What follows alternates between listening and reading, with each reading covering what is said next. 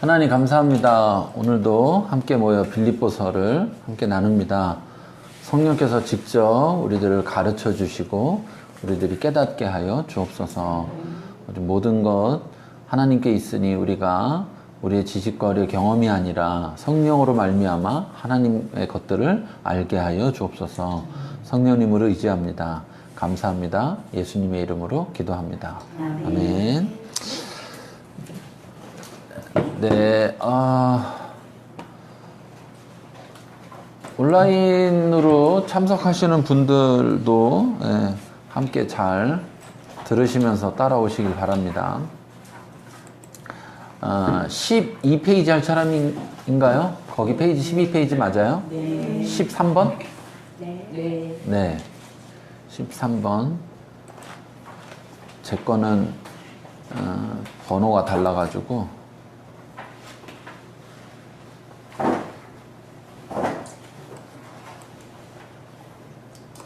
자, 13번 3장 1절에서 21절 속에서의 율법이 현재 우리에게 어떤 의미이며 율법에 대한 우리의 태도는 어때야 하는지에 대한 자신의 생각을 쓰시오. 이렇게 했어요. 예. 지금 우리가 이제 지금 3장의 1절부터 21절까지 율법이라는 것에 대해서 이야기하고 있는데 그것에 대해서 우리가 어떻게 지금을 과거가 아니라 지금을 살아가는 우리들이 그것을 어떻게 이해해야 하는가, 네, 어떻게 생각하고 또 어떤 태도가 있어야 되는가, 이제 이런 부분이에요. 이런 부분. 근데 이제 우리가 먼저 9번에서 보면, 앞에 문제 9번에 보면 육체의 진정한 의미가 뭐냐 그럴 때 육체라는 것은 하나님 의지하지 않고 자기가 의지하는 거라고 그랬잖아요. 그렇죠? 어떤 조건이라고 그랬잖아요. 근데 결국 율법이라는 것을 이야기하면서 육체를 이야기했고, 또 바울은 그래서 그게 옛날에는 자랑거리였다. 육체가 자랑거리였다. 근데 지금의 바울은 그걸 자랑으로 여기지 않는다. 이런 얘기들을 했어요. 왜 그렇게 어떻게 변한 거냐 그랬더니 옛날에 유익하던 것 뭐 이런 거는 다 해로 여기게 됐다.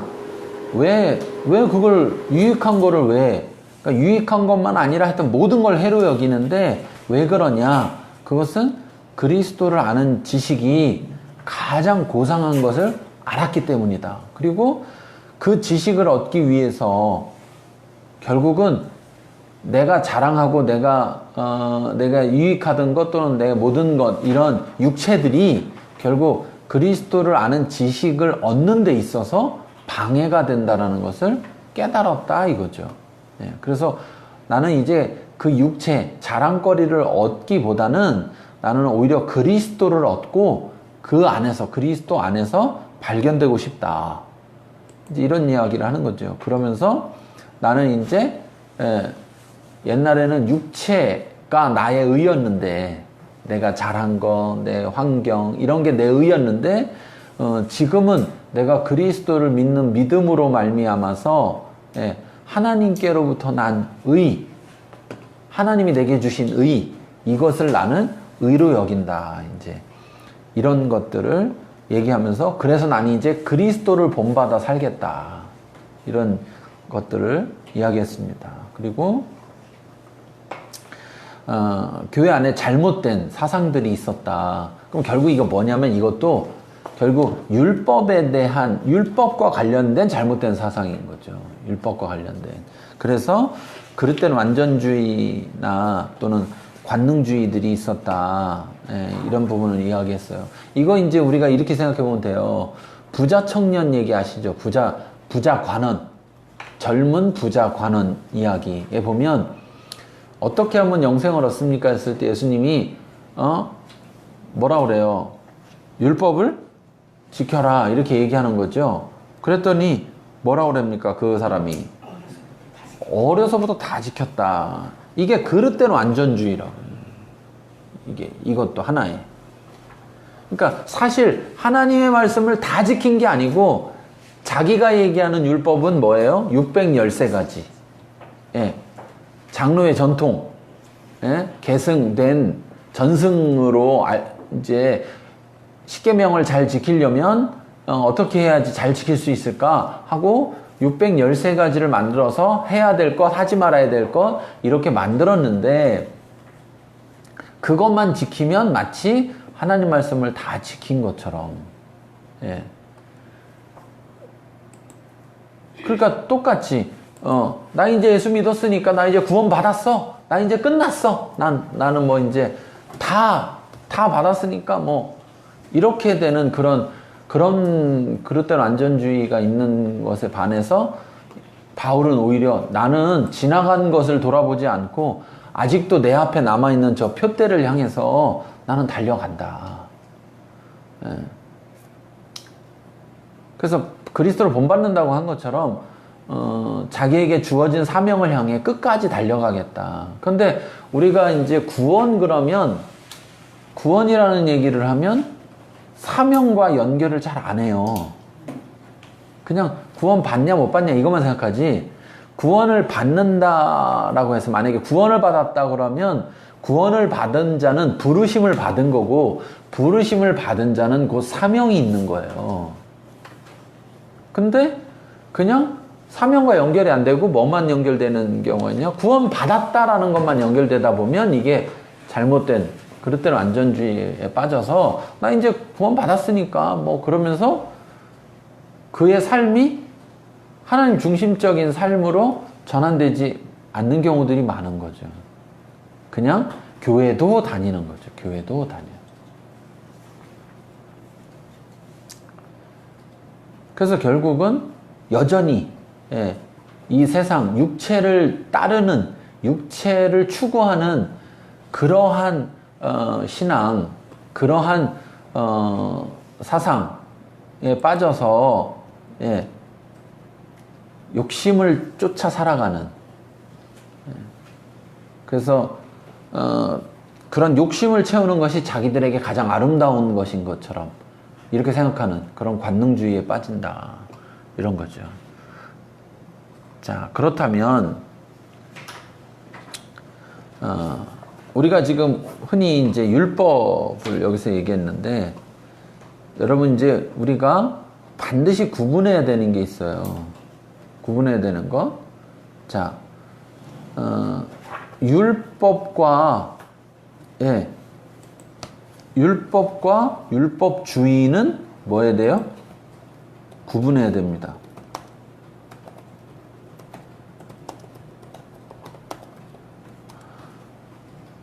율법과 율법주의는 구분해야 돼요. 우리 십자가 복음에서 다 배웠던 내용들인데 율법은 누구로부터 왔어요? 율법은 하나님으로부터. 율법주의는요? 사람으로부터. 사람으로부터 왔다는 건 이걸 따져보면 사람으로부터 왔다는 건 결국은 세상 사상으로부터 왔다고 봐야 돼요. 이게. 근데 어쨌든 자, 그러면 율법을 지키는 거예요? 율법주의를 지키는 거예요? 율법을 지키는 거예요? 율법주의를 지키는 거예요?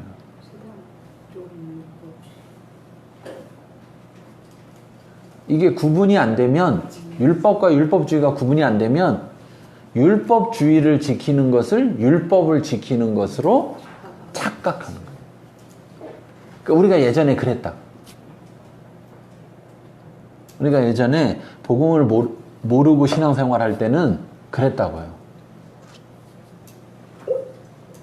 안 그랬어요?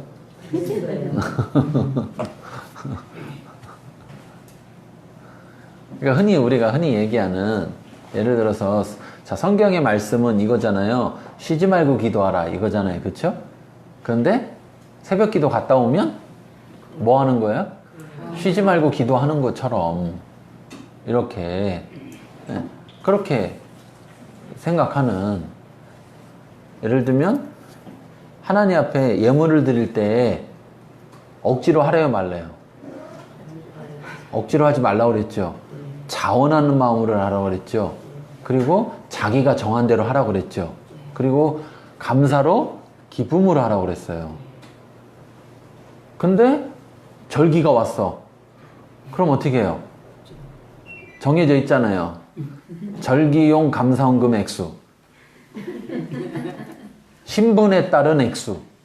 내가 성도냐 집사냐 권사냐 장로냐에 따른 액수, 내가 셀 리더냐 셀원이냐에 따른 액수.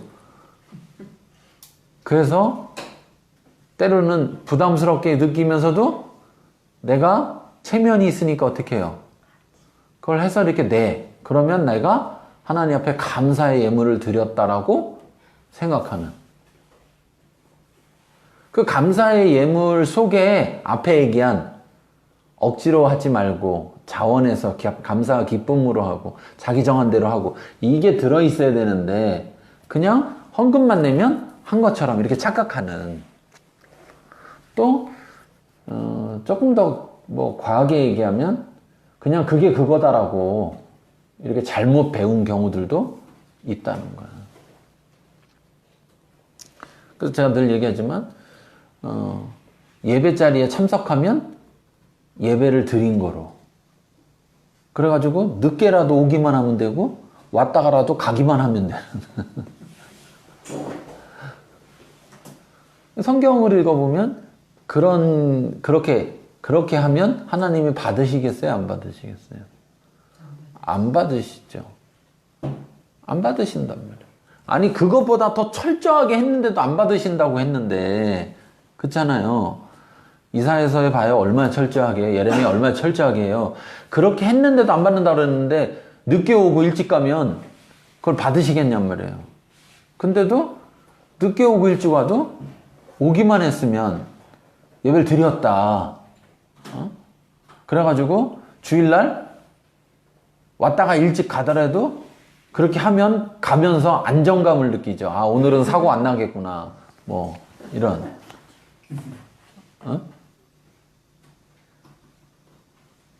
마음이 편해지는 거지. 뭐에서 평안을 찾느냐? 자기가 율법주의를 따랐다는 것에 대해서. 그것에서 평안을 얻는 거지 하나님이 주시는 평안을 얻는 게 아니라는 거죠. 슬픈 얘기죠.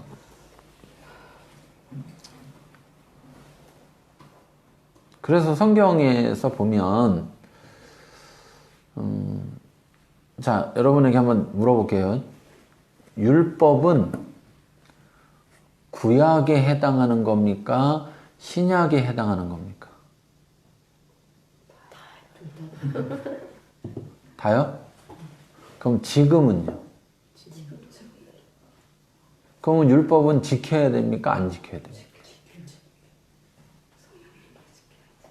네.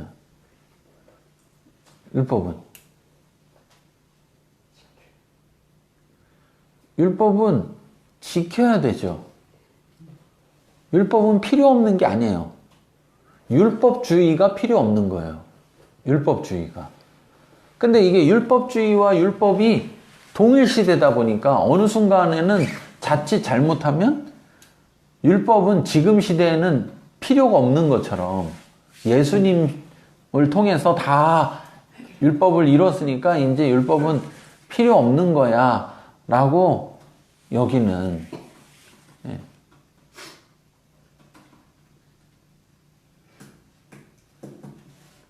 그래서 자, 첫째 이제 가장 중요한 게 그러면 이제 우리가 이제 흔히 이렇게 얘기한단 말이에요. 어떤 분들이 이렇게 질문해요. 목사님, 구약의 율법을 지켜야 하나요? 이렇게 얘기해요.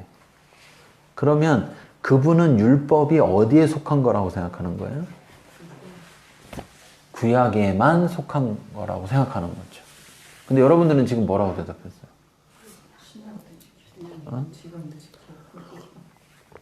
구약이나 신약이나 현재까지? 그러니까 어떤 사람이 이런 얘기를 하는 거예요. 11조 안 해도 되는 거다.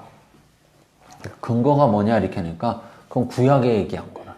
신약을 읽어봐라. 그런 교회도 있었어요. 신약을 읽어봐라. 어디 신약에 11조 하라는 얘기가 들어있느냐. 이제 그러면 구약책하고 신약책하고 따로따로인 거잖아요. 그러면 그렇게 따지면 우리는 구약을 믿을 필요가? 구약책을 읽을 필요도 없지 않을까요? 예수님만 우리한테 중요한 거고, 그래서 예수님 시대만 중요한 거니까 신약만 우리에게 신약에 얘기 안 한 건 괜찮다. 그렇게 이야기를 하면 하라고 안 했으니까 안 해도 된다. 이렇게 얘기하면 그러면 하지 말라고 안 한 것도 다 해도 되는 거잖아요. 그렇죠? 그 왜 교회 다니면서 담배 피우면 뭐라 그래요? 성경에 어디에도 담배 피지 말라는 얘기가 없는데. 그럼 더 나가서 마약해도 아무 상관없는 거잖아요. 성경이 어디에도 마약하지 말라고 안 했는데.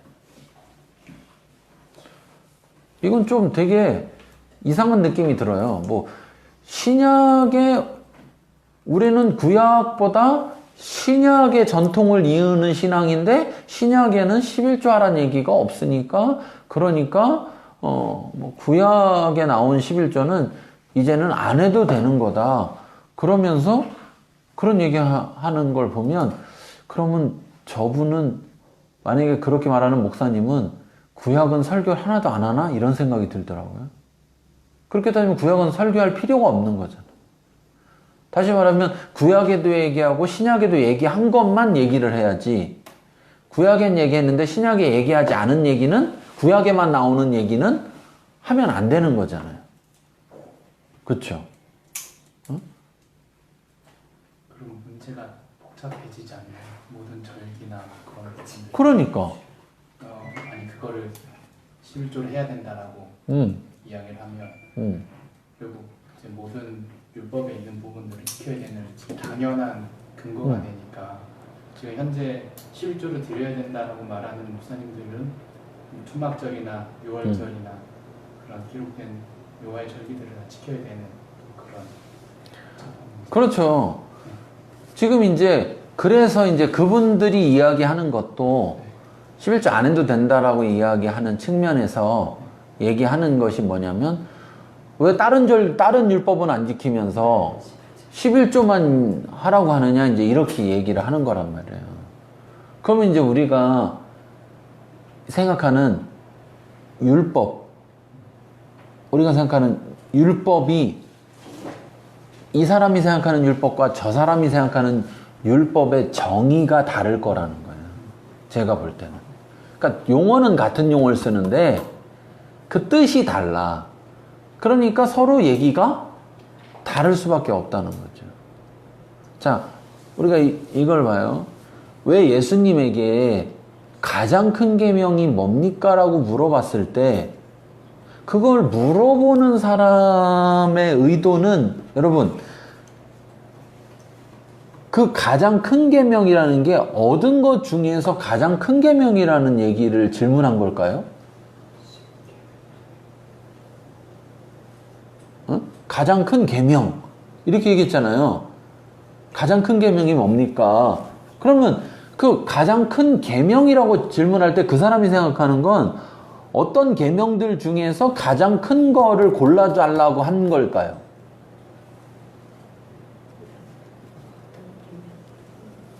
이런 생각을 안 해봤죠. 그냥 가장 기본적인 게 뭐냐라고 하면은 두 가지일 수 있어요. 하나는 10계명 중에, 하나는 613가지 중에 거예요. 근데 예수님의 대답은 이건 뭐 갑자기 생뚱맞게 10계명 중에서도 아니고 613가지 중에서도 아니고 갑자기 하나님을 사랑하라 이거였어요. 그러면 자, 율법이 우리가 자 보세요. 율법이라는 게 의식을 말하는 거냐 본질을 말하는 거냐를 생각해 봐야 된다. 우리가 말하는 어떤 행위, 의식의 그 행위를 하는 이유, 정신이 뭐냐 라고 할 때 율법에 있어서 진정한 의미는 의식이냐 정신이냐 이걸 생각해 보자는 거예요. 예수님은 지금 그 사람은 어떤 의식이 더 중요한 거냐 이렇게 질문했는데 예수님은 율법의 정신이 뭐냐를 말하고 있는 거죠. 율법의 정신이 뭐냐. 그러니까 십계명을 예수님은 십계명을 대답하고 있어요. 그러니까 이제 그 사람은 예수님은 저 사람이 지금 십계명 중에 뭐라고 물어봤다라고 생각을 하신 거예요. 분명하게. 그리고 그 분위기가 그런 거라는 거죠. 그래서 1계명이든 뭘 얘기할 줄 알았더니 예수님은 그 10계명 10가지 계명의 정신이 뭔지 아느냐? 그건 바로 사랑이다라고 말을 하고 있는 거예요. 1부터 4계명은 하나님을 사랑하는 걸 말하는 것이고 5부터 10계명은 사람을 사랑하는 걸 말하는 것이다. 그래서 하나님을 사랑하는 것과 사람을 사랑하는 것은 별개가 아니고 같은 것이다. 지금 이 정신을 말하고 있다는 거죠. 근데 율법주의자들을 보면 율법의 정신을 지키려고 해요? 아니면 의식을 지키려고 해요? 의식을 지키려고. 그러면 자 보세요. 11조를 정신으로 볼 거냐 의식으로 볼 거냐의 문제인 거죠. 11조를. 그런 점에서는 11조를 정신으로 봐야 된다라는 것을 더 명확하게 신약은 말하고 있어요. 신약은. 자, 보세요. 사도행전에서, 바나바가 막 그 땅을 팔아다가 막 갖다 바치고 막 이렇게 하니까, 그러니까 그런 걸 보면서 옆에서 막, 관심이 글로 다 쏠리니까 나도 팔아가다 바치겠습니다. 그래갖고서는 팔고 보니까 비싸. 값이 올랐나 봐, 그새. 팔고 보니까 너무 많아. 그래가지고 어떻게 해요? 절반만 갖다 줘야 되겠다. 그 절반만 딱 놓고 갖다 주잖아요. 근데 우리가 한번 생각해 보세요. 우리가 생각해 볼 때 절반이나 갖다 줬잖아요. 근데 결론은 뭐예요? 죽어요. 그러면서 베드로가 하는 아주 유명한 말이 있어요. 아주 중요한 말. 야, 팔기 전에는 네 것이 아니었으며 팔은 후에도 네 것이 아니었냐? 이렇게 얘기하죠. 아, 저만 그런 거예요. 뭐 이거 지금 새로 나온 성경인가? 그렇게 얘기하죠. 네, 그렇게 얘기한단 말이에요. 아나니아와 사피라. 자, 사도행전 5장에 나오는데, 사도행전 5장에 보면, 자, 4절에 보면, 땅이 그대로 있을 때는 내 땅이 아니며, 판 후에도 내 마음대로 할 수가 없더냐, 이렇게 얘기해요. 그쵸? 네.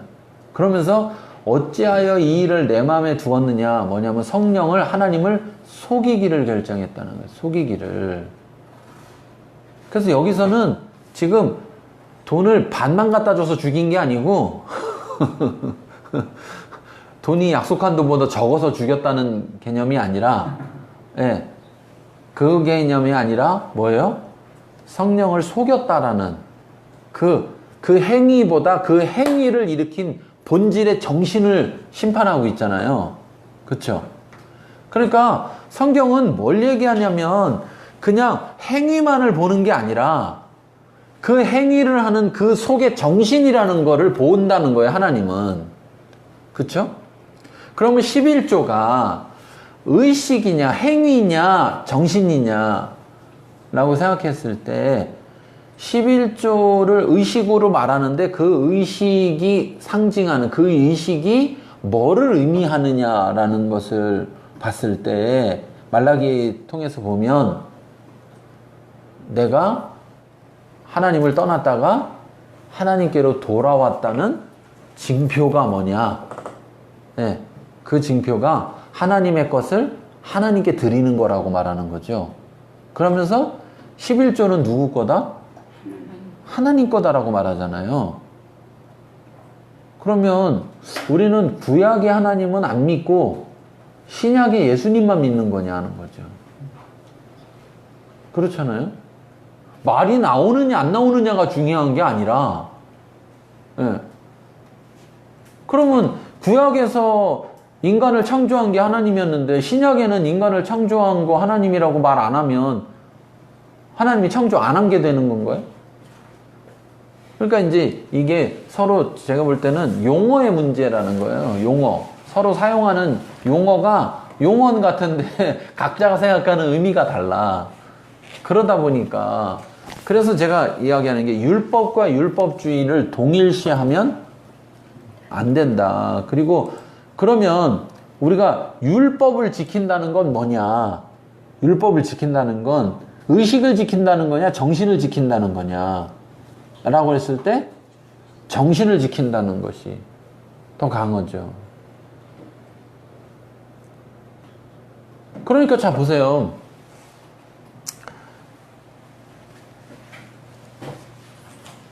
사도행전 이후의 시대를 보면 자 기독교 공동체가 제사를 지냅니까 안 지냅니까? 제사.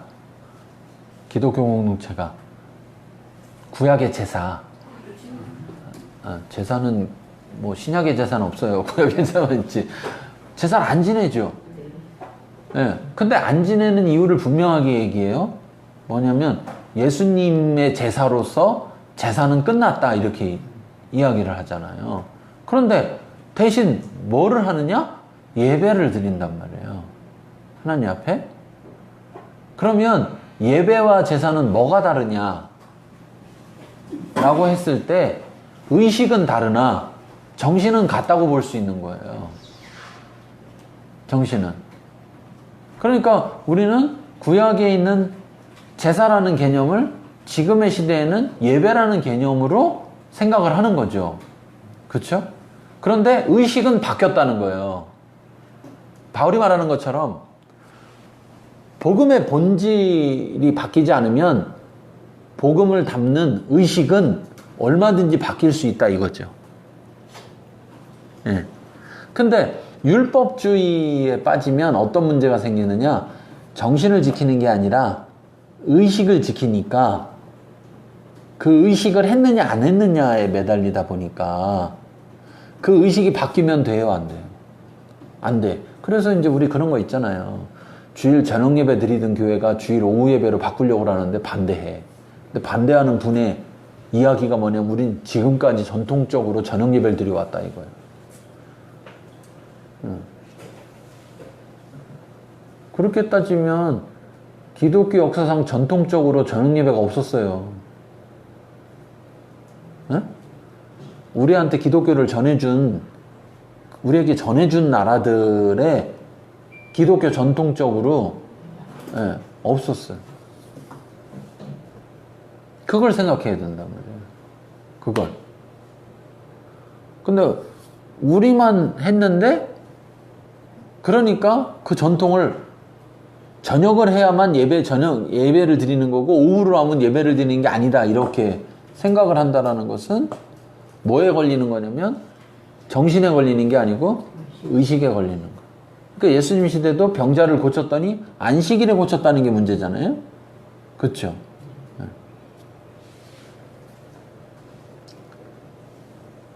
자, 그 다음에 또 하나 우리가 생각할 게 있어요. 예. 율법은 여러분 생각해보세요. 율법은 구원을 얻기 위한 조건입니까? 구원을 얻기 위한 조건이에요?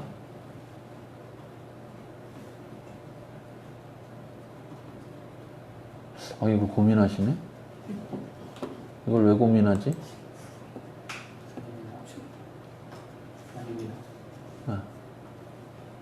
다르면 이걸 쉽게 말하면 이거 내가 말이 너무 어려운가? 율법을 지키면 구원받는 거예요? 그게 아니면 조건이 아닌 거죠. 구원을 얻기 위한 조건이 아닌 거죠. 근데 율법주의에 빠지면 율법주의를 지키는 사람들, 그걸 율법으로 지키는 사람들은 마치 율법이 구원을 얻기 위한 조건이라고 여기는 거예요. 예. 근데 이제 또 하나 율법은 구원을 얻기 위한 조건이 아니니까 지금 율법을 지킬 필요가 있어요, 없어요? 그거 어떻게 지켜야 되는 거예요? 안 지켜야 되는 거예요? 그 뭐라고 써왔어요? 지켜야 된다, 안 지켜야 된다, 뭐라고 써왔어요?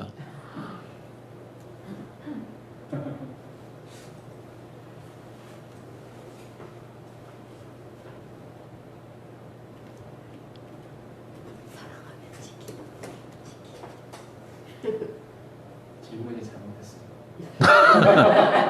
아, 내가 잘못했다? 그거 괜찮은데? 그러니까 이제 우리가 율법을 지킨다고 할 때, 율법을 지킨다는 게 뭘 지키는 거냐라는 게 분명해야 되는 거죠. 정신이냐, 의식이냐. 그런데 정신을 지킨다고 하면 의식은 안 지켜도 된다는 말인가요? 그 말은 아니에요. 그런데 의식을 지킨다고 하면 정신은 안 지켜도 되는 거죠. 그렇죠? 차이가 있는 거죠. 그러면 율법은 정신만 율법이고 의식은 율법이 아니냐. 두 개가 다 합쳐서 율법이 되는 거죠. 그러니까 율법에 우리가 뭐를 명확하게 알아야 되냐면 율법의 목적. 네. 율법의 목적은 뭐예요? 배웠잖아요. 얘기해 보세요. 네 가지. 율법의 목적 네 가지. 참, 이래서 너무 감사해요. 그냥 맨날 가르칠 수 있어. 다 잊어버리는 은혜가 있기 때문에.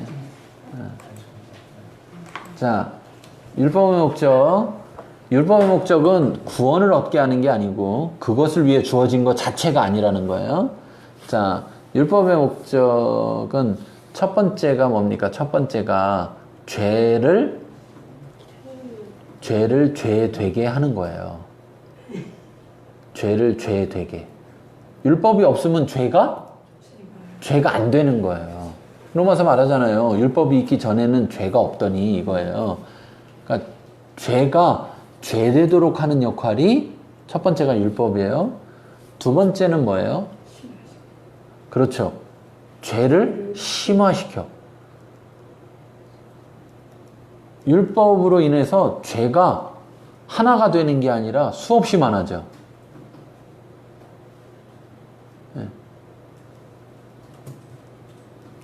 그래서 결국은 죄를 심화시킨다는 건 뭐냐면 내가 죄를 해결할 수 없구나를 깨닫게 되는 거예요.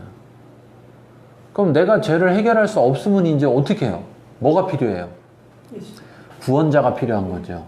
그래서 율법은 그리스도께로 인도하는 몽학선생이다. 그러니까 구원자에게로 인도하는 역할을 한다고요. 그리스도께로 인도하는 역할을 해. 그래서 율법이 없이는요, 그리스도가 필요하지 않아요. 왜? 죄인이 아니니까. 난 죄인이 아니야. 나처럼 선하게 사는 사람이 어디 있어? 이런 분들은 교회 다니기 어렵죠. 그렇죠? 그래서 율법이 주어져서 결국은 율법은 구원을 위해서 반드시 필요하지만 율법을 지켜서 구원을 얻는 게 아니라 구원자에게로 인도하기 때문에 율법은 반드시 필요한 거고 죄를 인식하게 하기 때문에 율법은 반드시 필요하다는 거예요. 자, 그 다음에 네 번째가 뭐예요? 네 번째가 하나님의 백성으로서 이 세상을 살아가는 규범이 된다고요. 규범.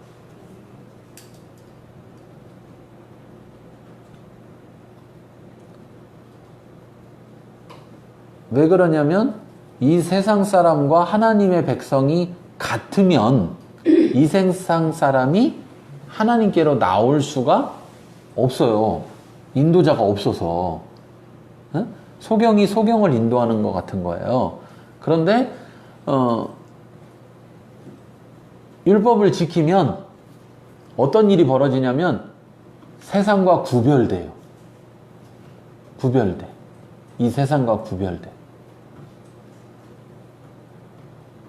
그러니까 세상 사람들이 율법을 행하는 우리를 보고 오? 이렇게 돼가지고 하나님께로 나올 수 있는 우리가 통로의 역할을 할 수가 있다는 거예요.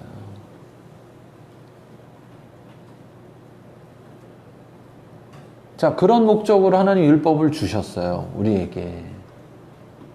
네. 그러니까 율법의 목적을 정확히 알아야 되는 거죠. 그렇죠? 율법의 목적을 잘못 이해하니까 율법을 지키면 복을 받는 것 정도로 생각하거나 안 지키면 벌 받는 것 정도로 생각하거나 율법을 지켜서 구원을 얻는 것이라고 생각하거나 이런 목적에 대해서 잘못 이해하면서 율법이라는 걸 생각하니까 율법을 지킨다고 할 때 율법을 지키기보다 율법주의를 지키는 그러한 일들이 벌어지는 거죠. 그래서 늘 고민이잖아요. 율법을 지켜야 되는 거야? 안 지켜도 되는 거야? 율법을 지키면 돼지고기를 먹을 수가 없어요. 그러니까 우리는 돼지고기를 먹기 위해서 율법을 지키지 말아야 돼요. 누가 또 이제 요거만 잘라다가 이제 나 이단이라고 신고한다 이제.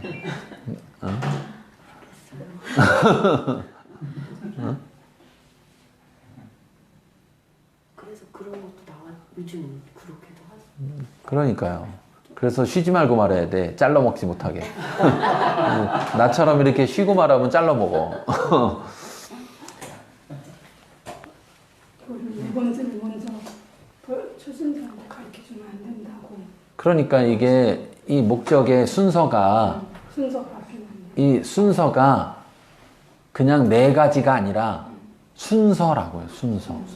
순서가 중요해요. 그러니까 자 죄를 죄되게 했어요.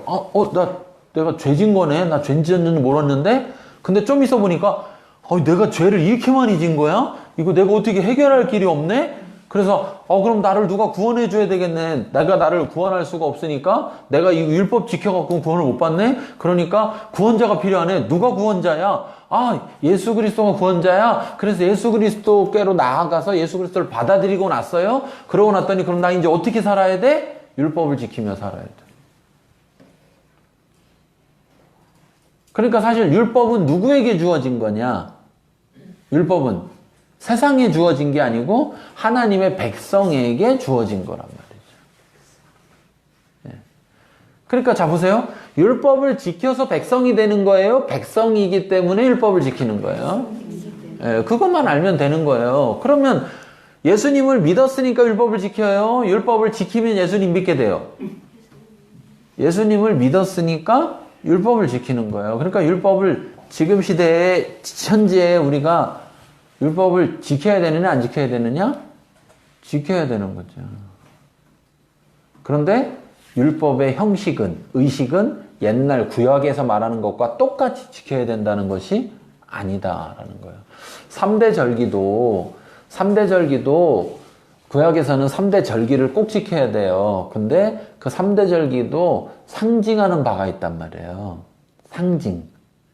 그러면 이미 3대 절기 중에 두 개는 이미 그 상징이 이루어졌다고요. 뭐냐면 예수님이 이 땅에 오신 것으로 인해서 그 다음에 성령이 이 땅에 오신 것으로 인해서 이루어졌고 이제 마지막 하나만 남은 거예요. 마지막 수장절만 남았는데 수장절은 언제냐? 예수님이 재림하셔야 이루어지는 거니까 우리가 그런 면에서 우리는 이제 수장절 대신 추수감사절을 지냈는데 수장절도 추수감사절의 의미를 가지고 있단 말이에요. 곡식을 걷어서 저장한다. 그러니까 천국에 들어간다. 이런 의미에서 수장절인데 그러니까 우리가 추수감사를 지낼 때 우리한테 곡식 준 것만 감사해야 되는 게 아니라 그 추수감사의 진정한 의미로서 하나님이 우리를 추수해서 천국에 들이신다라는 것에 대해서 생각하고 그럼 언제가 그때냐? 예수님이 재림하시는 때다. 그래서 우리가 흔히 말하는 마라나타, 주 예수여 오시옵소서 라는 그러한 기다림으로 신앙생활을 해야 된다. 이런 것을 추수감사 때 이야기해야 되는 거죠. 예.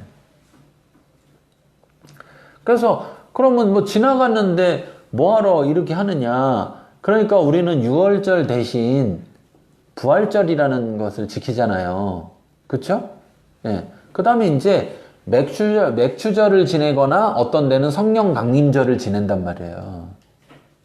근데 맥추절은 지내면 안 되고 성령 강림절로만 지내야 돼. 이거 되게 웃긴 거.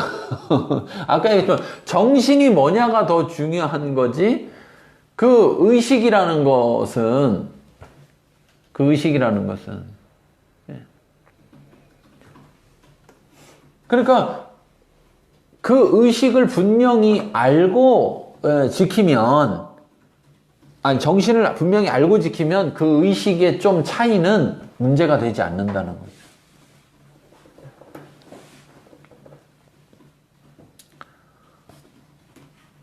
우리가 흔히 얘기하는 자 주일 예배를 11시에도 드리고 2시에도 드려요. 2시는 오후 예배예요? 주일 예배예요? 어? 근데 왜 오후 예배라고 그래? 어떤 데는요 아침 7시부터 저녁 7시까지 예배가 계속 있어. 그러면 저녁 7시에 드리는 건 저녁 예배예요? 주일 예배? 그 교회는 주일 예배야. 근데 어떤 교회는 오전에 주일 예배 드리고 저녁에 또 드려. 그래서 저녁 예배라고 그래. 근데 저쪽 교회는 아침부터 저녁까지 계속 예배를 드려서 저녁 7시도 예배가 있어. 그러면 거기는 그냥 주일 예배야. 근데 무슨 그게 뭘 중요하냐는 거야. 그게 그거 자체가 그게 거룩하게 살게 하기 위해서 해주려고. 그게 저녁 예배냐 주일 예배냐라는 게 그 구분이 뭘 중요하냐는 거야. 이게 그런 부분들을 우리가 잘 여겨야죠. 교인이 많으면 예배를 주일날 한 번에 못 드려요. 다 들어가게 할 수가 없으니까.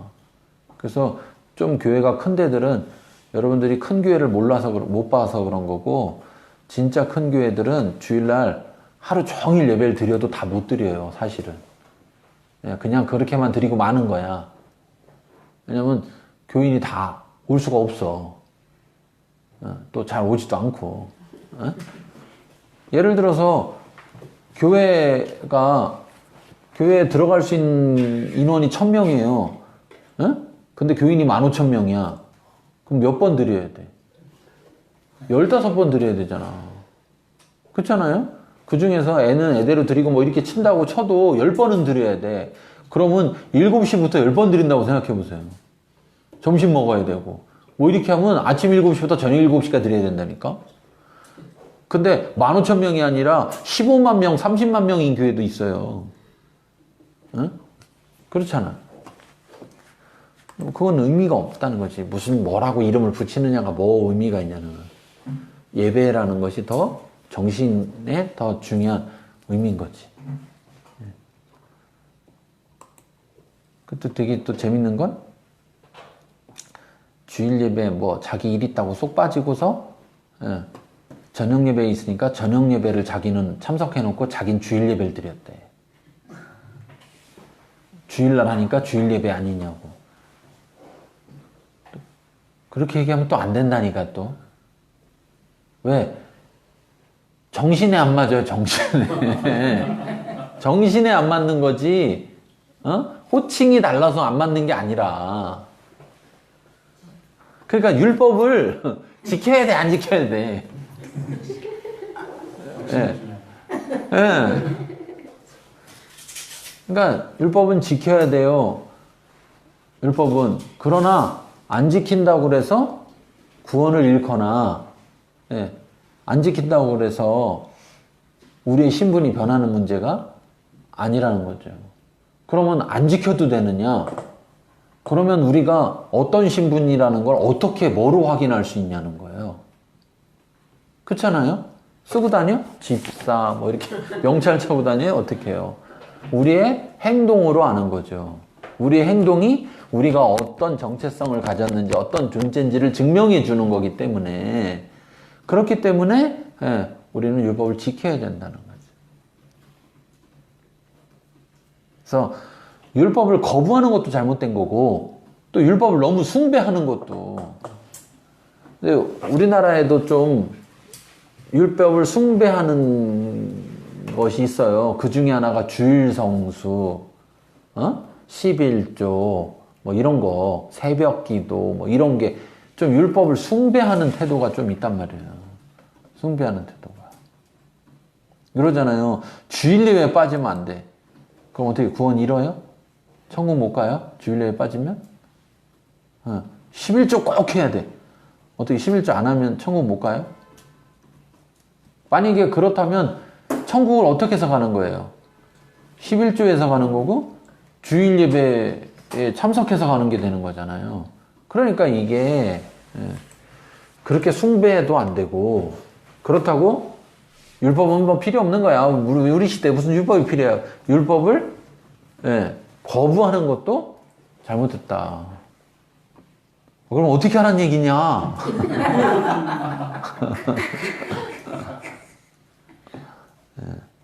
율법이 뭐냐, 율법의 목적이 뭐냐, 이걸 분명히 알아야 된다는 거죠. 그리고 지켜야 된다는 거예요. 예수님이 율법을 폐하러 온 게 아니라 완성하러 왔다고 하지 않았느냐? 그래요. 폐하러 온 게 아니라 완성하러 왔대요. 그러니까 예수님이 율법을 완성했다는 말이 율법을 폐했다는 말이 아니라고 거기 써 있잖아요. 근데 재밌는 건 봐라, 성경에 예수님 율법을 완성하러 왔으니까 그런 율법을 안 지켜도 된다 이렇게 얘기하면 그럼 그 예수님이 한 말은 무슨 말이 되는 거예요? 도대체 예수님은 폐한다는 말하고 완성한다는 말하고 무슨 말인지 모르는 거예요?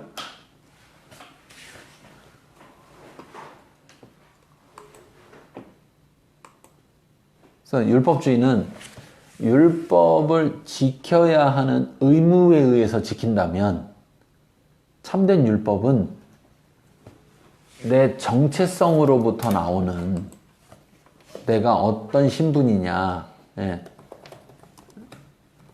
자신의 정체성과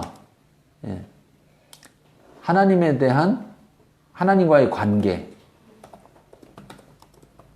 즉 그 관계는 뭐예요? 무슨 관계? 사랑이라는 그 관계에서 나오는 자유함으로 지키는 거라고. 자유함으로. 그러니까 율법이 얽매여서 지키는 게 아니라 자유함 가운데 지키는 거라.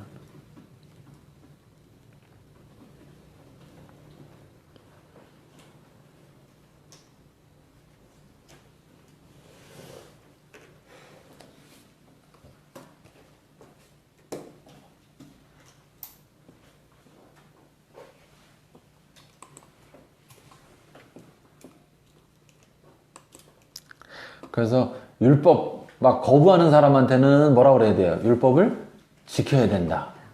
율법을 막 숭배하는 사람들한테는 그렇지, 안 지켜야 된다. 그럼 이제 그 사람 그래, 넌 뭐냐 도대체? 맞아. 진짜 생각해보면 앞뒤가 안 맞는 말들을 정말 많이 사용했던 것 같아요. 이걸 모르니까. 그러니까 헷갈리는 경우가 되게 많아요. 근데 자, 우리가 잘 생각해보면 예수님의 말이 그렇단 말이에요. 예수님이 하시는 행동을 보면 예수님의 그 모습 속에 보면 율법을 제대로 따르지 않는 자들을 향해서는 뭐라 그래요? 야, 바리새인한테 가서 배워라 이렇게 해놓고 또 한편으로는 야, 바리새인의 누룩을 조심해야 된다 이렇게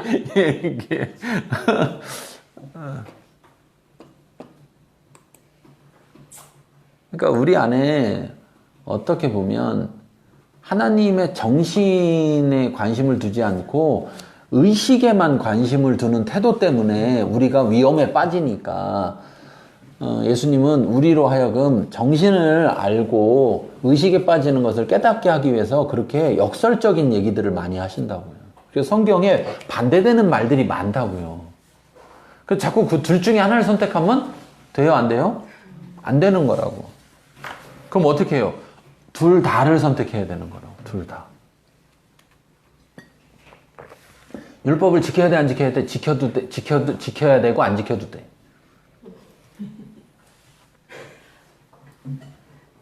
그걸 정신을 먼저 가르쳐, 진짜 제대로 가르쳐주고. 그렇죠. 네. 그러니까 이제 그런 것이, 그러니까 우리가 따지고 보면 구약에서 레위기에서 이 율법이 나오잖아요. 그런데 이제 그 율법이 레위기에서 나오는데 그 율법이 레위기에서 나오지만 그 율법을 이스라엘에게 주시기 전에 먼저 이스라엘과 계약을 맺는다고요. 관계를. 내가 너희 하나님이 되고 너희는 나의 백성이 되고 이 관계를 먼저 맺고 나서 그 다음에 너희가 이제 가나안 땅에 들어가게 되면 가나안 땅에서 어떻게 살아야 되냐면 이렇게 살아야 돼 라는 거로 주어진 거란 말이에요. 예. 율법이 처음에 그거 지키면 가나안 땅 들어가게 해줄게 라는 게 아니었고 가나안 땅 들어가서 너희가 다른 민족들과 다른 삶을 살아야 되는데 그 다른 삶이 이렇게 살아야 되는 거라는 규범으로 주셨단 말이에요. 그걸 지켜서 뭔가를 얻게 되는 것으로 준 게 아니라 그러니까 앞에 먼저 관계 먼저 맺었다고. 그 관계 맺는 것이 애굽에서 출애굽할 때의 그 과정 속에서 사실은 1번, 2번, 3번이 다 이루어진 거예요. 죄를 깨닫게 하고 죄를 심화시키고 그리스도께로 인도하는. 그래서 유월절을 거치면서 그걸 다 지키고 나서 이제 그래서 너희가 맺을 거지? 네. 그래서 이제 관계가 딱 맺어지니까 그러니까 너랑 나랑 이런 관계니까 너희는 이렇게 살아야 돼 라고 준 거지. 이거 지키면 너랑 나랑 계약 맺을게 이렇게 준 게 아니잖아요. 그죠? 그럼 자 우리가 흔히 말해서 전도에서 교회 누가 왔다. 전도에서 교회 누가 왔다. 그러면 율법을 먼저 가르칠 게 아니라 예수님과의 관계를 먼저 맺도록 안내하고 즉 예수님을 알려주고 전하고 그가 결단하기까지 기다려야 되는 거죠.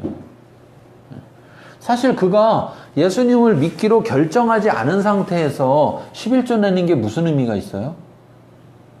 주일 예배 안 빠지는 게 무슨 의미가 있어요? 저는 잘 모르겠으니까 댓글로 남겨주세요. 집에 오래된 것들을 이렇게 정리를 하고 있는데 이제 새가 나온 거예요. 교회에서 받은 게 네. 그걸 보는데 과연 내가 진짜로 이런 정말 정체성을 깨닫고 정말 이걸 하고 있는가 이걸 생각하게 되더라고요. 너무 웃기더라고요. 아 이거 필요 없어. 버렸어. 거기 있었으면 이렇게 장식해놔야 되는. 그러니까 장식해야 돼. 진짜 그 버릴 수 없는. 세론들이 오면 보고 역시 우리 셀리더님은 저렇게 나도 우리 셀리더님처럼 저런 거 받아야지. 진작에 진열이는 드렸어. 그러니까 못 버리고 그냥 이렇게 해놨었는데 부끄러워서. 자, 너무 오래 집길이 있어요. 예. 자, 5 결론으로 가서 이제 자 벌써 우리가 4장으로 갔습니다. 벌써 빌립보서 시작한 게 엊그제 같은데 벌써 4장으로 갔어요. 좀 있으면 끝나요.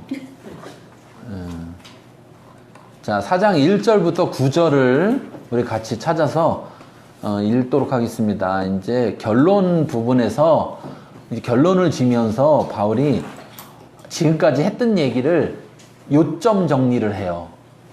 그래갖고 잊어버리지 말라고 요점 정리해서 반복을 하는데 4장 1절에서 9절에 요점 정리하는데 그 부분을 읽으려고 그래요. 자, 먼저 빌립보서 전체 주제 시작. 오직 어허, 이거 위험하네, 위험하네. 자, 다시 한번 해보겠습니다. 시작. 이제 너희는 그리스도의 복음에 합당하게 생활하라. 첫 번째, 너희로 하나니라. 두 번째, 자기 인생의 즐거워하라. 예, 세 번째, 육체의 몸은 그리스도의 뭐라고요? 세 번째 뭐예요?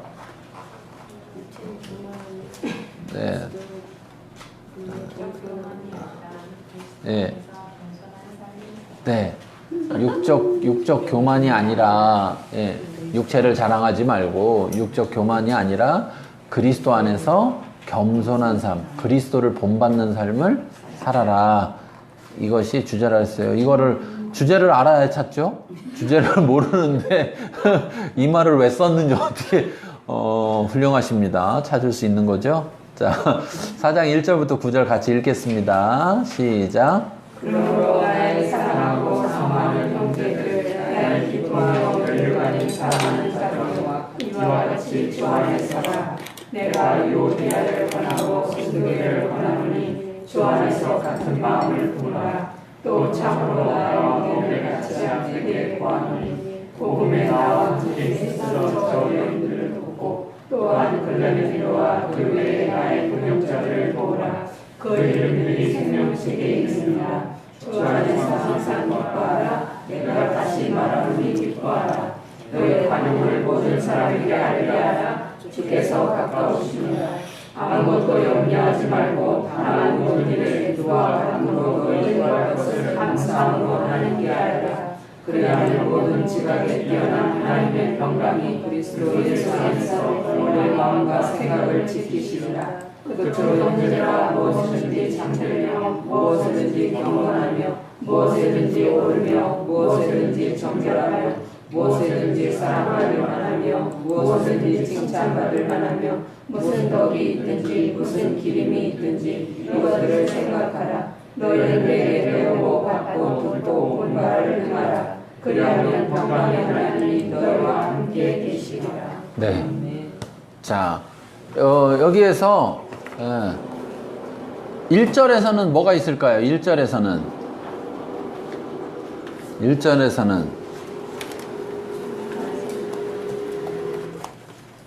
1절에서는 뭐가 있을까요? 복음에 합당하게 생활하는 것은 네, 그거예요. 네, 그거 맞아요. 그겁니다. 뭐죠? 그래서 그게 뭐예요? 나의 사랑하고 사랑하는 형제들. 네, 그것도 들어갈 수는 있어요. 네. 자, 그런데 복음에 합당하게 생활하는 거 조금 더 집중해서 생각해 보면 맨 끝에 보니까 주 안에 서라 이렇게 되는데 여러분 서라는 원래 원문의 의미적으로 봤을 때는 그냥 서라라는 말이 아니라 굳게 서라라는 말이에요. 굳게 서라. 좀 의미가 조금 다르게 느껴지죠. 그냥 주 안에 서라 이거랑. 그러니까 주 안에서 굳게 서라. 이게 이제 뭐냐면 여러분 전투 봤죠? 전쟁하는 거. 옛날에 왜 옛날 시대에 로마 시대 막 이런 거 전투하는 거 보면 되게 재밌는 게 이렇게 전투를 해요. 평야에서 두 군대가 만나. 그러면 이렇게 쭉 서 있어요. 그쵸? 그러다가 갑자기 이제 막 전진하면 다 뛰어가잖아요. 근데 그 뛰어가기 전에 딱 서로 마주보고 있는 상태에서 칼 들고 창 들고 이렇게 딱 서 있는 상태 있죠. 네. 전투를 지금 버리기 전에 딱 이렇게 전투를 하기 위해서 모든 걸 딱 준비하고 이렇게 딱 서 있는 상태. 그걸 굳게 서라. 이 서라라는 이 말이에요. 이 말. 또 보초 경비를 보는 파수꾼들이 누가 저기서 오나 안 오나 이렇게 보려고 딱 서서 이렇게 딱 집중하고 보는 거 있죠. 그거를 여기에 서라라는 말이에요.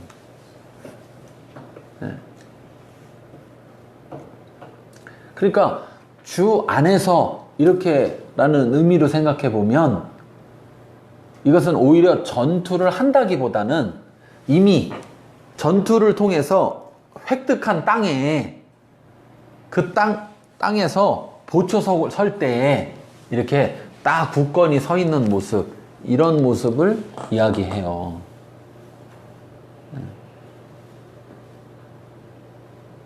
그러니까 그리스도인들은 어떤 상황, 어떤 환경 속에서도, 바울은 지금 감옥에 갇혀 있잖아요, 이 편지를 쓸 때. 근데 그런 상황에서도 그리스도 안에서, 주 안에서. 근데 여기서 뭐로 표현했느냐? 주 안에서 이렇게 얘기했죠. 그러니까 굳건하게 쓸 수 있는 이유가 뭐라는 거예요? 주 때문이라는 거죠. 예.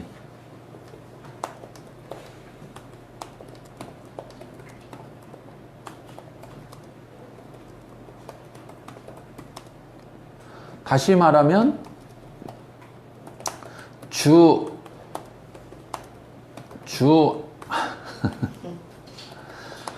안에 있는 자가 굳게 설 수 있다.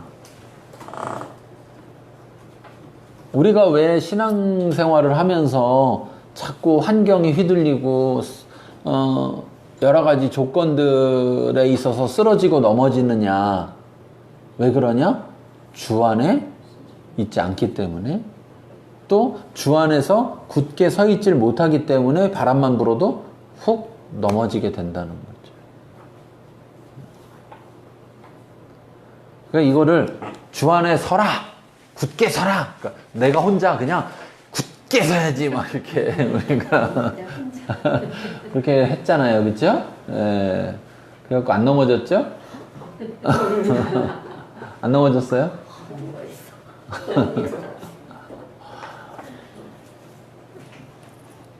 거의 우리가 이제 특별히 신약에서 우리가 말씀들을 보면, 우리가 말씀을 잘 살펴보면 뭐냐면, 우리가 우리 힘으로 해내는 게 아니라 하나님으로 말미암아서 우리가 할 수 있게 된다라는 것들을 표현하고 있어요.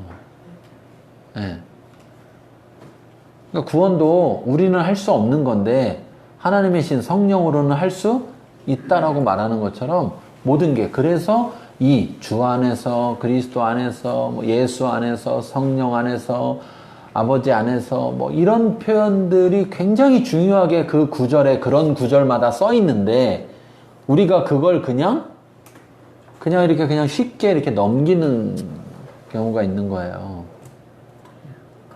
이게 참 중요한데, 그러니까 이게 안에서가 신약에서 진짜 많이 나오는 걸 이제 보니까, 그래서 이제 여쭤봤을 때 그게 중요한 게 아니라고. 굳게 서는 게 중요한 거예요. 그건 중요한 게 아니라고. 그래서 난 계속 이게 안에서, 그리스도 안에서 이게 참 많이. 그럼 물어본 것도 참 대단하네요. 근데 그게 참. 그냥 그렇게 많이 나와도 성경을 읽으면서도 그냥 그렇구나, 그런 거구나, 이렇게 하는 경우가 많아요. 못 사니까. 그러니까 이게 예수님을 믿어 해보니까 안 돼. 되니까. 열심히 했는데 근데 그리스도 안에가 이게 자꾸 하라니까 더 힘들고, 안 할 수도 없고, 맞아. 안 할 수. 하려고 해보니 되지도 않고.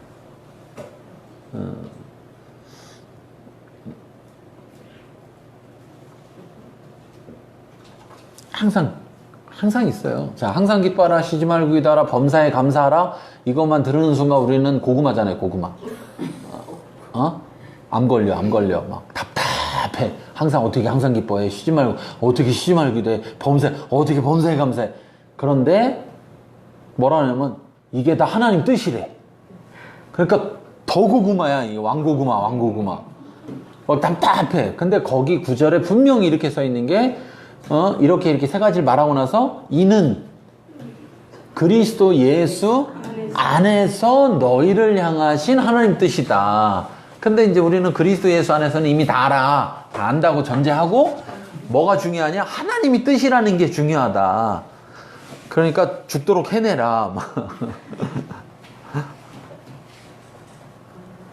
근데 또 그걸 이렇게 죽도록 안 하는 사람은 그게 하나도 답답하지가 않아요. 어차피 나 못하는데 뭐. 근데 정말 그걸 해보려고 열심히 해본 사람들이 아, 이게 내 힘으로 할 수 없는 거구나를 알죠. 그러면 그랬을 때 그럼 어떻게 하란 얘기냐? 근데 이미 하나님은 성경에 답을 줬다는 거지. 거기 안에서. 네. 그리스도 예수 안에서 구원자 예수 안에서 가능하다는 거고, 우리가 어떻게 내가 싸워 이겨서 그래서 내가 차지하고 내가 굳건히 서는 게 아니라 내 주가 있기 때문에, 주 되신 분이 있기 때문에 내가 그 주로 말미암아서 굳건히 설 수 있는 것이다. 그런데 굳건히 서는 건 누가 해야 돼요? 내가 해야지. 주 안에 있는데도 안 서는 사람들이 있다니까. 자동으로 서지는 게 아니다. 자, 2절에 이거 얼른 해서 끝내야 돼. 자, 2절에 유집사님과 순집사님이 유집사님과 순집사님이 다퉜나 봐요. 자, 그래가지고 여기선 주 안에서 같은, 여기도 이제 해결이 금방 되죠. 같은 마음을 품으라는 거야. 유집사님, 순집사님 같은 마음을 품으세요. 아, 그게 그렇게 마음대로 되는 줄 알아? 안 돼. 막. 아니, 그러니까 그냥 유집사님, 순집사님 둘이서 그냥 같은 마음을 품으라는 게 아니라, 어디서? 주 안에서. 그러면 좀 달라질 것 같지 않아요? 어떻게 생각해요? 왜냐면요, 유집사님, 순집사님 둘이만 같은 마음을 품으려고 하다 보면 그래도 잘 안 맞아. 그러면 아이 몰라 안 해. 이게 되는데, 주 안에서가 되면 안 맞아도 그냥 포기하고 관둬야 되는 게 아니야. 왜? 주가 있으니까. 그러니까 내가 주께 순종함으로 말미암아서 그걸 하게 되는데, 근데 주 안에서가 아니면 이거 어렵다. 그래서 복음에 합당한 삶은 복음의 공동체가 같은 하나의 마음, 하나됨이 있어야지 분열돼 있으면 안 된다. 재밌는 게요, 유집사님의 이름 뜻이 뭔지 알아요? 유집사님의 이름 뜻은 순조로운 여행이에요. 순조로운 여행. 순집사님의 뜻은 행복한 기회야. 순조로운 여행을 할 수 있는 행복한 기회가 있는데 왜 싸우는 거야, 도대체. 자, 3절. 복음에 합당한 삶의 첫 번째는 뭐예요? 복음에 합당한 삶 첫 번째 뭐예요? 낮아짐으로 하나 되라. 유집사님, 순집사님 낮아짐으로 하나 되세요. 자, 두 번째가 뭐예요? 자기 희생을 즐거워하라. 자, 자기 희생을 즐거워하라. 그러면 자, 3절에 어떤 말이 나와요? 어떤 표현이 나와요? 네, 맞아요. 뭐라는지 모르겠지나. 자, 거기 이런 말이 나오죠. 저 여인들을 돕고, 그쵸? 근데 그 전에 뭐가 먼저 나오느냐? 나와 함께 힘쓰던. 나와 함께 힘쓰던.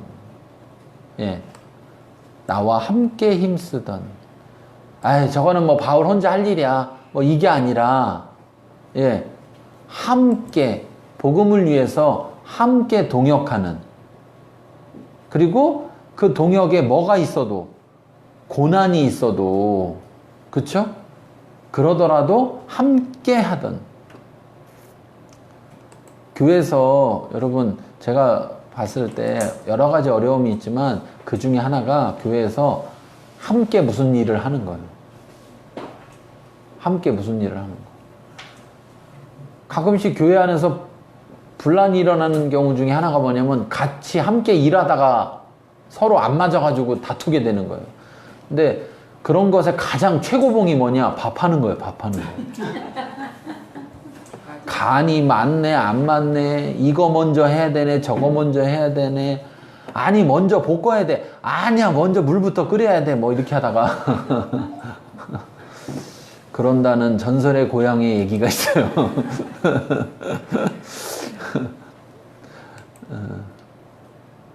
고난이 와도, 그러니까 무슨 얘기냐면 함께 하다가 어려움이 생기면 그냥 떠나는 게 아니라 그 어려움이 있어도 함께 힘쓰는.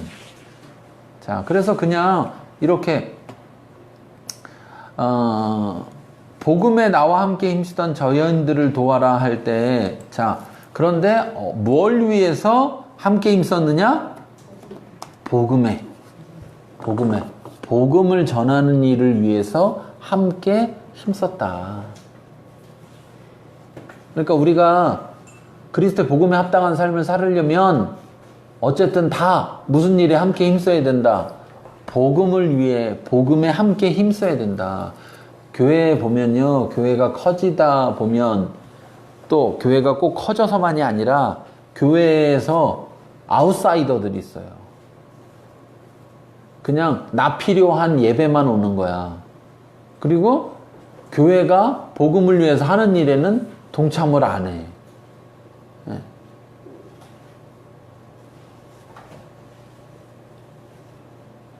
그냥 그런가 보다. 나하고는 상관없는 일이다. 근데 그건 복음에 합당한 삶이 아니라는 거죠. 복음에 합당한 삶이라면 복음에 함께 힘써야 된다. 자, 그 다음에 이 사람들을 돕고, 그 다음에 또 클레멘드 외와 그 외 나의 동역자들을 뭐하라? 도우라. 자, 그래서 여기에 3절에 아까 복음에 나와 힘쓰던 이걸 다른 말로 이렇게 표현했죠. 나의 동역자. 나의 동역자들, 이런 표현을 썼어요. 그러니까 복음에 합당한 삶을 사는 사람들은 복음을 위한 동역자가 돼야 된다. 동역자가.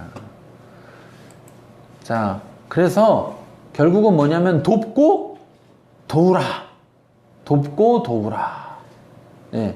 돕고 도우라.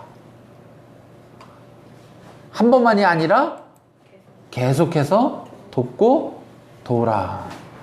저희가 그런 얘기 한 적이 있는데, 이제 올해는 지금 우리 선교사님들이 우리 한 번밖에 이제 방문을 못 했는데, 왜냐면 그 한 번도 나가려고 준비하고 있는데 아직 못 나가서 방문하셨고, 외국에서 들어온 분들은 아직 방문을 못 했어요. 근데 이제 작년 같은 경우에는 코로나가 없어가지고 작년, 재작년 이때는 저희 교회에 선교사님들이 많이 방문을 했단 말이에요. 그쵸? 어떤 해에는 한 7번도 방문을 하고, 뭐 5번도 방문을 하고, 이렇게. 그건 뭐 이제 들어오셔야 방문이 되는 거니까. 근데 이제 이런 생각도 들 때가 있는 거예요. 뭐냐면 이미 앞에 막 전반기 때 오는 여름까지 막 한 5가정이 이렇게 방문을 하였어. 근데 여름 지나서 또 오셨대, 한국에. 그러면 이걸 또 불러야 되나 말아야 되나. 제가 고민이 될까요, 안 될까요? 그래서 불렀어요.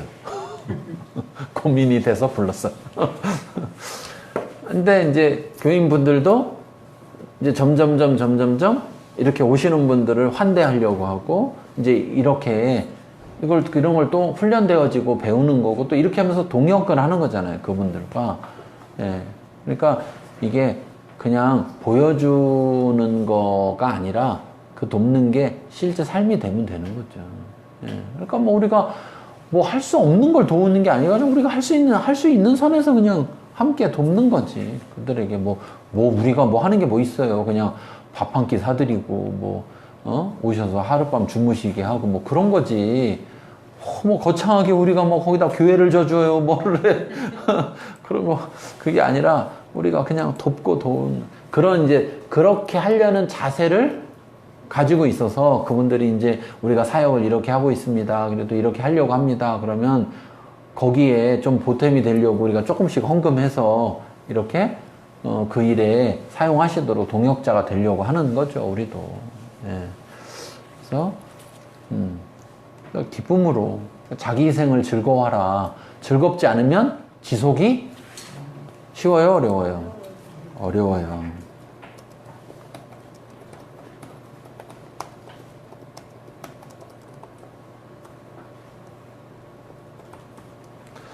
자, 4절에 뭐예요? 4절에 딱 보이죠, 그냥. 예. 자, 이것도 앞에서 나왔던 자기 희생을 즐거워라 이거에 대해서 앞에서 자기 희생을 말했다면 3절에서 4절에서는 즐거워라 이걸 말하고 있는데 여기도 항상 기뻐하래요. 노집사님 항상 기뻐하래요. 뭐 우리 노집사님 항상 기뻐하시더라고. 예. 얼굴을 보면 항상 기뻐. 근데 이 항상 기뻐하라를 할 수 있는 힘이 어디서 나오느냐? 주 안에서. 예. 주 안에서. 그러니까 우리가 기뻐할 수 있는 근거는 주 안에서 있기 때문에 우리는 항상 기뻐할 수 있다.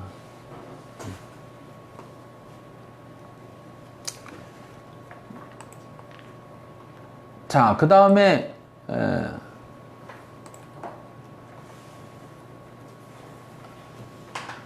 이것도 항상 기뻐하라 라고 말하면서 또 어떻게 해요? 예? 다시 말하노니 기뻐하라.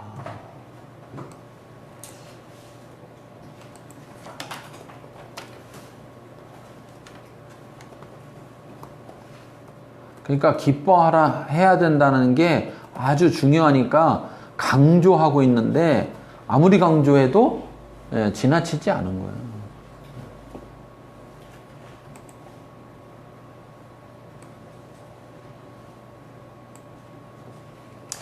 자, 그 다음에 5절에서는 보니까 뭐가 있어요? 5절에서는 너희 관용을 알게 하라. 너희 관용을 알게 하라. 그러니까 관용을 알게 하는 방법 얘기해 보세요.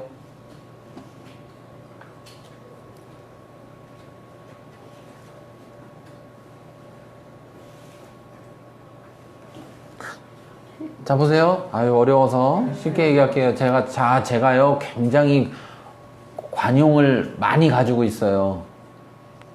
아세요? 어떻게 알아요?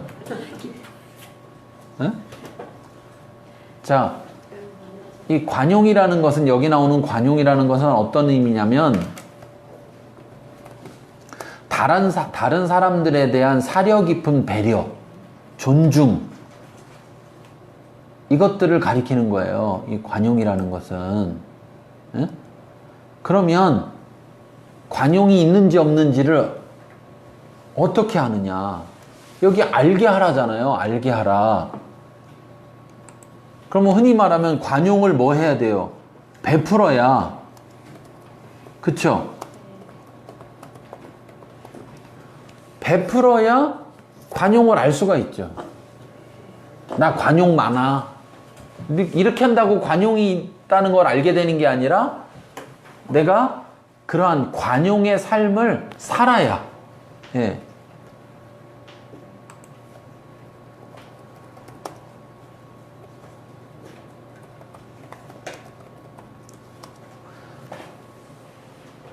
삶으로 살아야, 그래야 다른 사람들이, 모든 사람들이 알게 된다라는 거죠.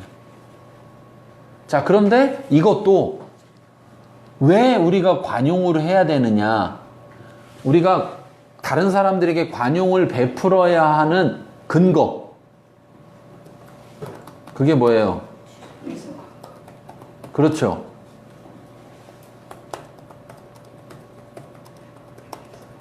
주께서 가까우시다는 게 뭐예요?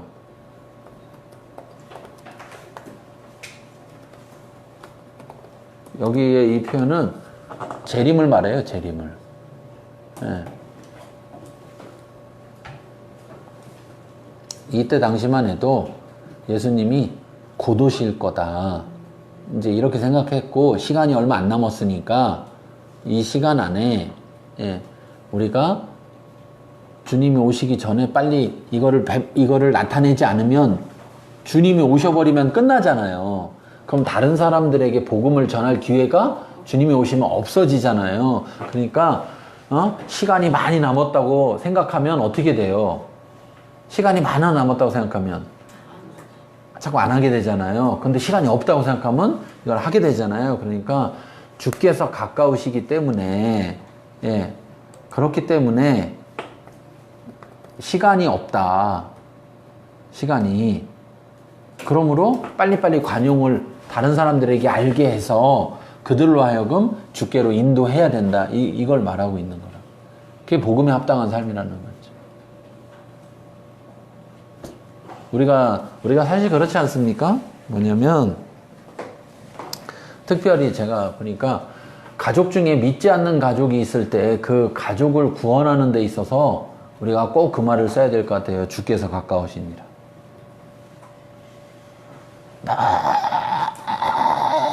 너무 여유로워. 주님이 안 오실 것 같아. 오늘도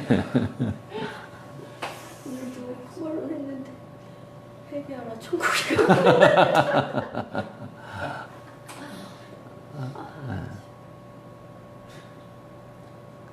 그래서 이제 어떤 신학자들은 이미와 아직 이런 이야기를 했는데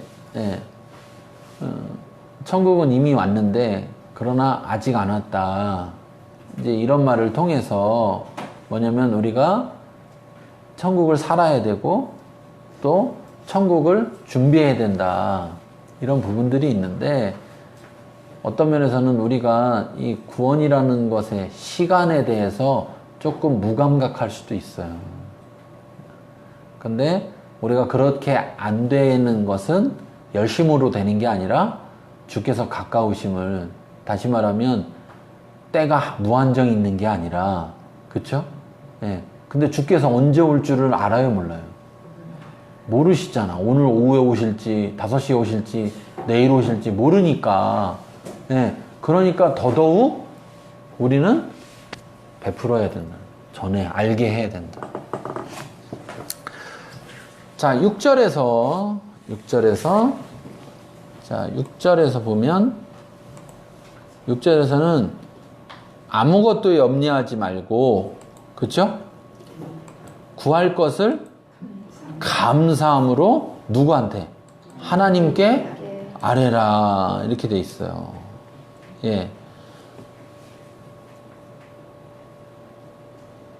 우리가 어떤 문제가 있을 때 문제 해결을 위한 그리스도인의 태도가 어때야 되느냐를 말하는 거예요. 자, 보세요. 문제가 있는데도 불구하고 아무것도 염려하지 않으려면, 그리고 구하는데 감사함으로 하나님께 이야기하려면 내가 문제에 집중해야 돼요? 하나님께 집중해야 돼요? 하나님께 집중해야지 가능한 거죠. 그쵸? 근데 우리가 기도할 때 어디에 집중하나요? 그럼 그래요. 근데 실제로 우리가 그러다 보면 감사함으로 기도하러 나아갈 수 있을까요? 문제가 있는데. 사실은 하나님이 내 기도를 듣고 응답하실 거야. 그러니까 감사하잖아요. 그러니까 감사함으로 기도할 수 있는데 문제에 집중하는 순간 절대적으로 구할 것을 감사함으로 아랠 수가 없어요. 불가능해요.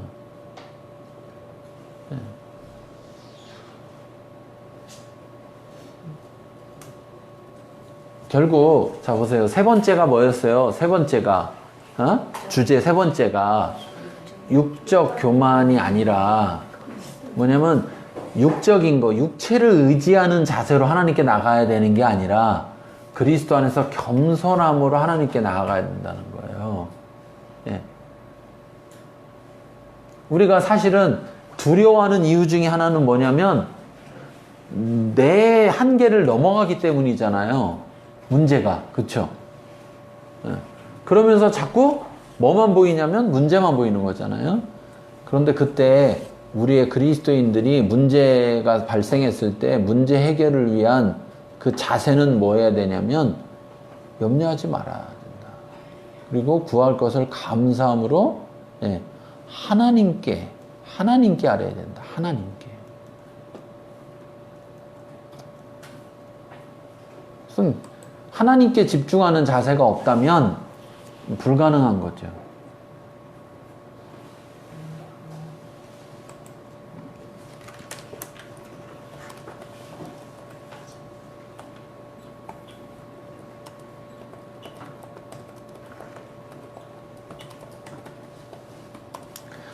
자, 그 다음에 8절 7절 넘어가서 8절 보면 8절 뭐가 나옵니까? 8절에 막 많이 나와요. 그쵸? 자, 참되며 참되며 너희는 형제들아 무엇이든지 참되며 경건하며 오르며 정결하며 사랑할 만하며 칭찬할 만하며 그쵸? 그리고 이것들을 생각하라 이렇게 말하고 있어요. 이 앞에 나왔던 이런 것들을 생각해야 된다. 생각한다는 건 한 번 생각하라는 게 아니라 지속적으로 생각하라는 것이 들어있는 거예요. 여기에. 자, 그런데 이것은 그냥 단순히 생각하라는 말일까요? 참된 것을 생각하고 경건한 것을 생각하고 옳은 것을 생각하고 정결한 걸 생각하고 사랑할 만한 생각을 하고 칭찬할 만한 생각을 하라는 걸까요? 뭐예요? 이것을 행하라는 거죠. 근데 이렇게 행하기 위해서는 이 생각들을 해야 그래야 그것을 행하게 된다라는 거예요. 그러니까 행위 속에 행위만이 아니라 뭐가 들어있어요? 정신이 들어 있어야 하는 거죠. 본질과 의식이 하나 되는 걸 말하는 거예요.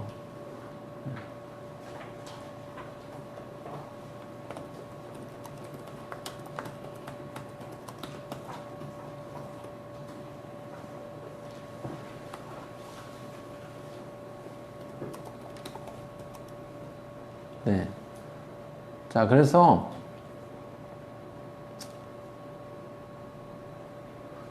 우리가 그렇잖아요. 우리가 자, 먹을 것만 계속 생각해. 그러면 그 다음에 뭐 할까요? 뭐 할까요? 그렇죠. 음식 만들고 있죠. 주문하고 있든지 뭐. 그렇잖아요.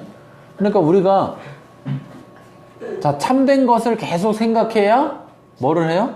참된 것을 행하게 되고 경건한 것을 계속 생각해야 경건한 것을 생각하게 된다는 거예요. 예.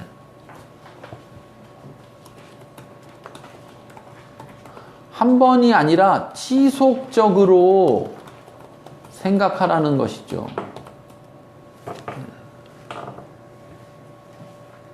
그래서 우리가 행하지 못하는 이유가 뭐냐? 생각하지 않기 때문이다.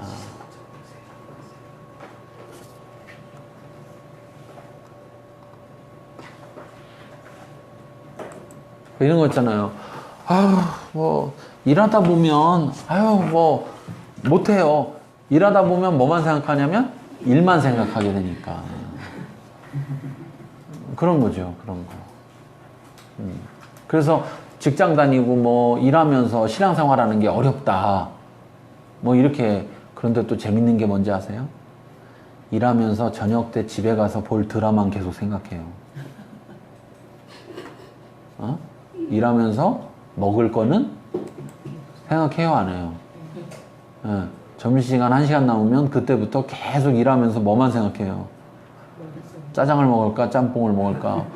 그러면서. 근데 우린 그런다고요. 아, 일하느라고 정신없어서 생각할 시간이 없어서 못했어요. 꼭 그렇지는 않다 하는 거예요.